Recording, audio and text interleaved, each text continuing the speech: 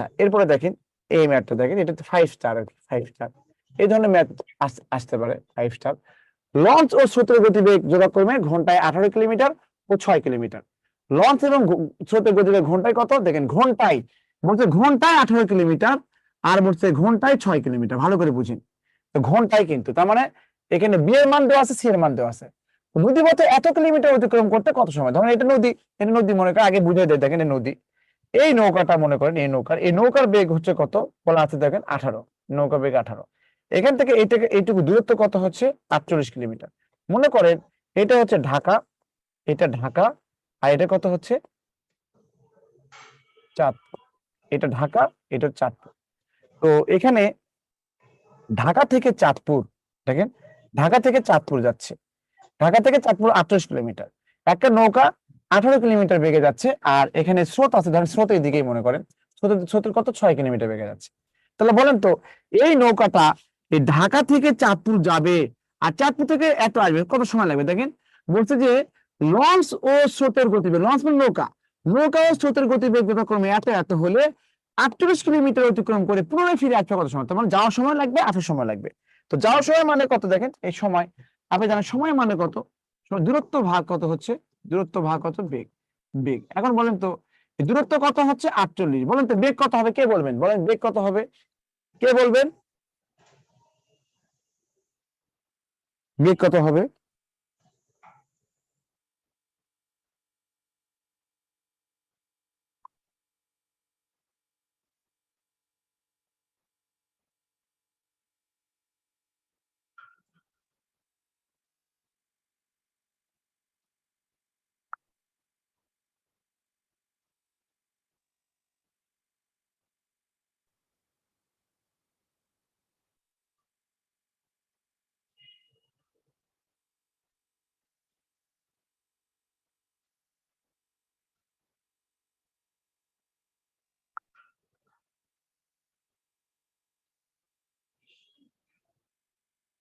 ওকে, very good.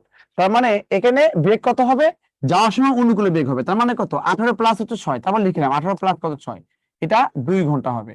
আর আসার সময় কত হবে 48 কে কি করবে 18 মাইনাস 6 দিয়ে ভাগ, বিয়োগ প্রতিকূলে বেগ যে একটা অনুকূলে একটা প্রতিকূল হবে, তার মানে কত 12 কে ভাগ করলে কত 4 হবে। 2 ঘন্টা আর 4 ঘন্টা মানে কত, মোট কত হবে 6 ঘন্টা হবে। এটা হবে আমাদের আনসার, বুঝতে পারছেন? এটা এটা ভেঙে ভেঙে করলাম, এটা কি হবে আমি দেখালাম চিত্র দিয়ে। এটা ক্লিয়ার কিনা বলবেন যে ক্লিয়ার এটা?